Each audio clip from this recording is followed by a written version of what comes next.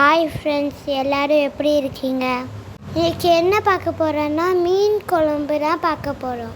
பாத்திரம் எடுத்துக்கலாம், தேவையான அளவுக்கு எண்ணெய் ஊற்றிக்கலாம், வெந்தயம் கடுகு கொஞ்சம் போட்டுக்கலாம், ஒரு 5 பல் பூண்டு போட்டுக்கலாம்.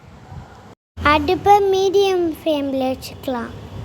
மீன் சால்னாக்கு புளி தேவைப்படும். புளியை கொஞ்சம் எடுத்து ஊற வச்சுக்கலாம். கருவேப்பிலை போட்டுக்கலாம். கொஞ்சம் மீன் குழம்புக்கும் கொஞ்சம் மீன் வதக்குறதுக்கும் எடுத்து வச்சுட்டோம். ஆனியன் கட் பண்ணி போட்டுக்கோங்க. ஆனியனை நல்லா 5 மினிட்ஸ் வதக்குங்க. இதுக்கு நடுவில் 4 தக்காளி எடுத்து அரைச்சி வச்சுக்கோங்க. வெங்காயம் வெந்தோடனே ஒரு ஸ்பூன் மிளகா பொடி போட்டுக்கலாம். வச்ச தக்காளியே போட்டுக்கலாம். வெங்காயத்தையும் தக்காளியும் நல்லா கலந்து விட்டுக்கோங்க. இது கொஞ்சம் நேரம் வெந்துட்டு இருக்கணும். நம்ம மீன் மசாலாவை பண்ணலாம். நல்ல பீஸ் மீனை எடுத்துக்கோங்க.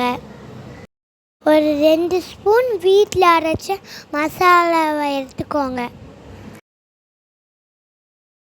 ஒரு ஸ்பூன் மஞ்சள்தூள் போட்டுக்கோங்க. 4 பச்சை மிளகா போட்டுக்கோங்க. பச்சை மிளகா கீறாமல் போட்டுக்கோங்க.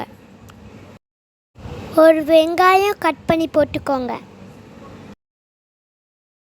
இந்த மசாலாவுக்கு தேவையான அளவுக்கு உப்பு போட்டுக்கோங்க.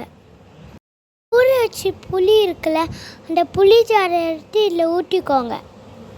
இதை நல்லா கலந்து விட்டுக்கோங்க.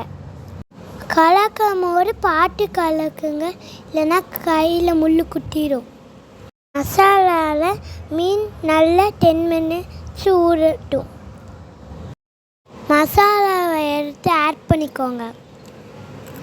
பச்சை வாசனை போகிற வரையும் நல்லா கொதிக்க விடுங்க.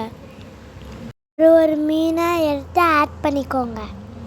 மீன் ஒன்று ஒன்றா போட்டுக்கோங்க. மீன் உடையாமல் கலந்து விட்டுக்கோங்க. மீன் வெந்தோன்னா கொத்தமல்லி போட்டு இறக்கிடுங்க. சால்னா ரெடி. நெக்ஸ்ட் வீடியோவில் பார்க்கலாம். பாய்.